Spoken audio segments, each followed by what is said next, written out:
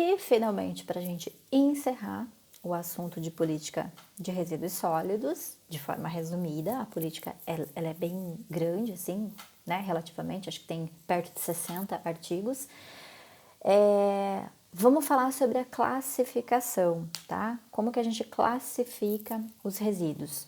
Dependendo de onde eles vêm, a classificação de acordo com a origem e a classificação de acordo com a periculosidade, o quão perigoso esse lixo é. Concordam que lixo é um negócio perigoso, né?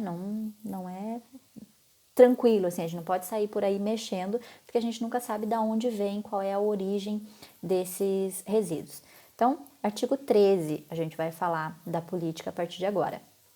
Então, vamos começar a classificação de acordo com a origem, tá? De onde vem este lixo, onde ele foi gerado. Primeira classificação, resíduo domiciliar. É aquele que nós geramos todos os dias nas nossas casas, nas nossas residências, tá? Então, com relação à origem, resíduo domiciliar. Segunda classificação, resíduo de limpeza urbana. Aqueles que vêm da limpeza urbana mesmo, varreção de ruas, de praças, enfim, do ambiente urbano externo e com isso geram algum resíduo. A linha C, resíduos urbanos, aí os resíduos urbanos englobam os domiciliares e os de limpeza urbana, as linhas A e B juntas formam a linha C, que é os resíduos urbanos. D, resíduos de estabelecimentos comerciais e prestadores de serviço. Como eu falei para vocês, é o exemplo do restaurante, é o exemplo do shopping, é o exemplo do centro comercial. São resíduos que são gerados em ambientes comerciais. É importante saber que vem de uma origem comercial? Sim, até porque o volume é maior.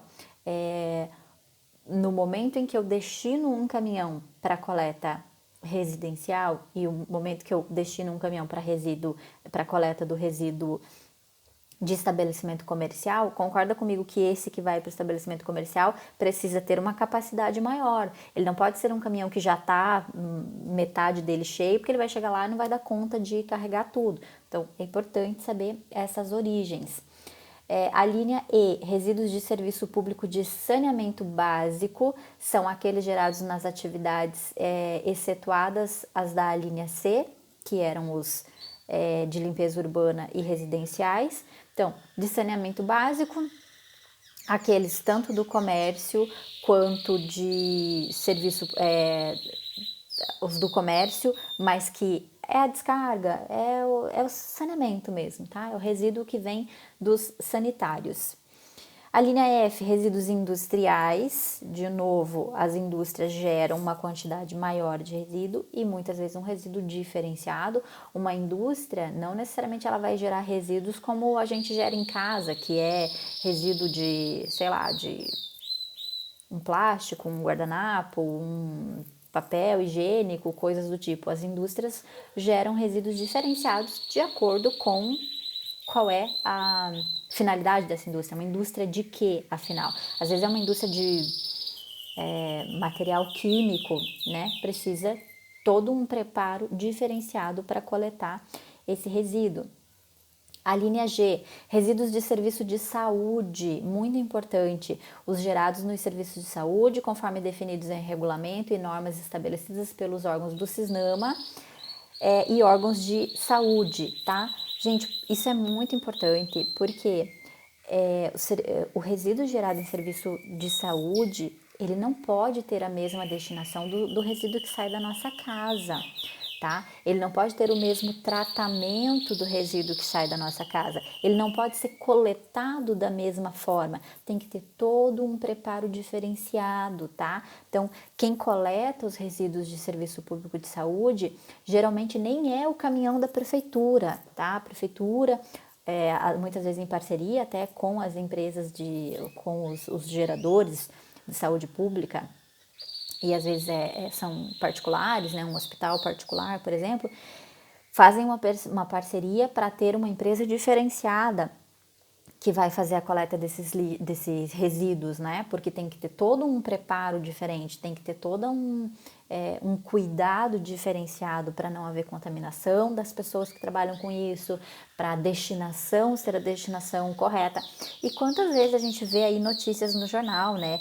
De empresas dessas que são contratadas para dar a destinação ambientalmente correta, a destinação certa para esses materiais que são de resíduo de saúde e bem no fim vai tudo para o lixão, né? A gente vê denúncias disso constantemente, o que é uma pena e um crime, inclusive.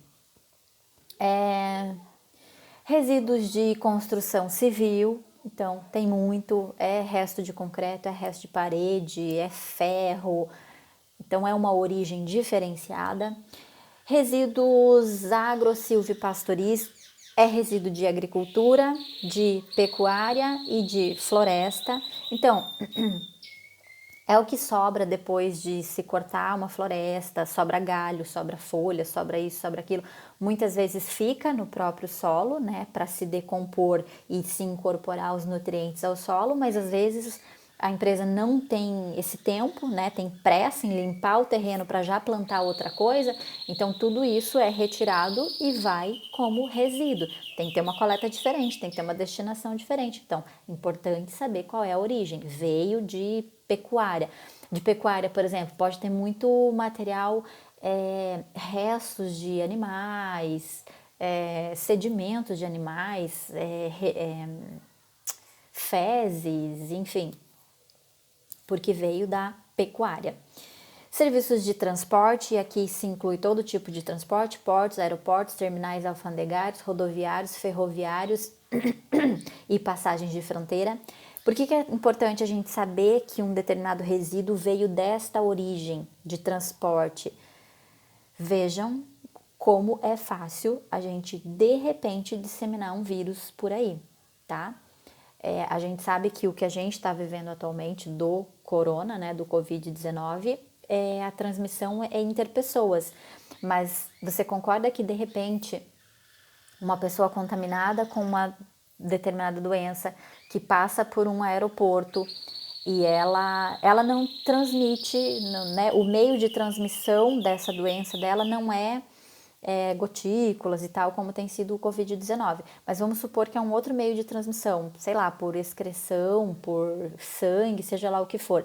E ela tosse, ela espirra num guardanapo, alguma coisa assim, e deixa isso numa lixeira. E de repente, no manuseio disso, uma outra pessoa é contaminada, tá? Então, terminais, sejam aeroportos, ferrovias, terminais de ônibus, tem uma circulação muito grande de pessoas e de pessoas de outras localidades, não necessariamente de outros países, às vezes de outro estado, de outra cidade, que podem acabar trazendo agentes patógenos para quem for manipular aquele resíduo depois. Por isso é importante saber que aquele resíduo veio de uma fonte,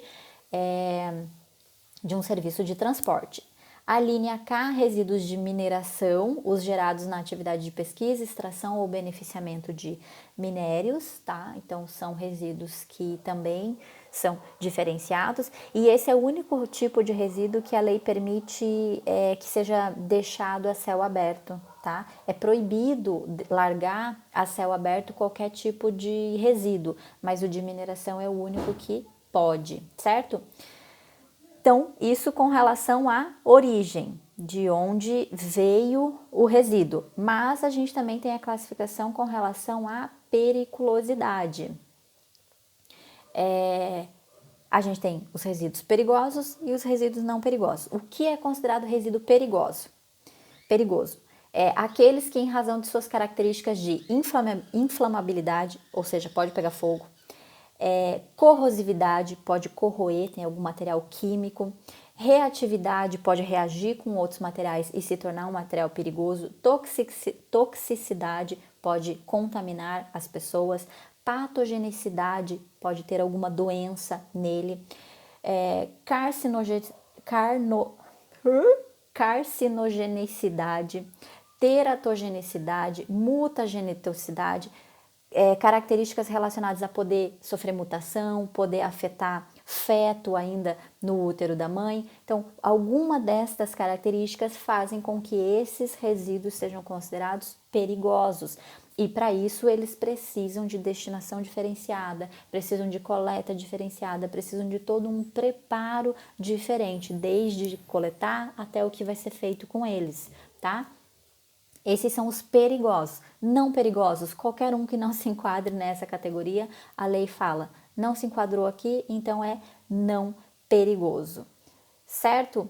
E o artigo 18, para a gente finalizar, porque o 33 a gente já viu que é a logística reversa, o artigo 18 da lei, ela vai falar que a União ela pode repassar valores para os municípios para que eles invistam nos instrumentos ali previstos da Política Nacional de Resíduos Sólidos, tá? Só que estabeleceu-se uma prioridade. Então funciona assim. A União, ela tem recurso, vamos supor. Ela tem lá recurso e ela fala assim: bom, a gente tem a Política Nacional de Resíduos Sólidos para cumprir, vamos pegar esse recurso e vamos repassar para os municípios. Aí alguém fala assim: União, a gente não tem recurso para todos os 5.500 e tantos municípios que existem no Brasil. A gente vai ter que pensar de que forma a gente vai distribuir esse recurso, tá? Opa, então vamos estabelecer aqui uma prioridade.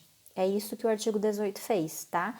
Quando a União tiver recurso para repassar para os municípios, para eles investirem nos instrumentos da Política Nacional de Resíduos Sólidos, mas não tem recurso para todo mundo, o que tem que ser priorizado? Primeiro, aqueles municípios que optarem por soluções consorciadas intermunicipais para a gestão dos seus recursos, para coleta, ou seja, o que for. O que isso quer dizer? A União não tem dinheiro para todos os municípios, ela tem que priorizar alguns. Ela olha e vê o seguinte: bom, aqui a gente tem o município A, e o município A está pedindo dinheiro para fazer o gerenciamento dos seus resíduos sólidos. Aqui a gente tem uma outra proposta, que é o município B, C e D. Eles se juntaram, eles se uniram e os três juntos fizeram um plano de gerenciamento. Ou comprar um caminhão para coleta seletiva. Então, aqui a gente tem o município A, que está pedindo R$100.000 para comprar um caminhão para coleta seletiva. Aqui a gente tem o município B, C e D, que se juntaram num consórcio e estão pedindo os mesmos R$100.000 para comprar um caminhão para coleta seletiva, porque como são municípios pequenos, aí na segunda e na quarta passa em um município, na terça e na sexta passa em outro município, na quarta e no sábado passa em outro município, no domingo descansa. A União vai priorizar dar os R$100.000 para quem? Por município A ou por município B, C e D, que se juntaram e fizeram um plano consorciado. Para esse consórcio, gente, é isso que o artigo 18 está falando. Simples assim. Na hora que tem recurso, mas não dá para todo mundo, o que a gente prioriza? Prioriza essa galera que se juntou em consórcios intermunicipais para tentar resolver problemas relacionados a resíduos sólidos, tá? E o segundo critério, os municípios que implementarem coleta seletiva com a participação de cooperativas. Lembra que a gente falou que um dos instrumentos é trazer esses catadores para dentro de cooperativas e associações? Beleza.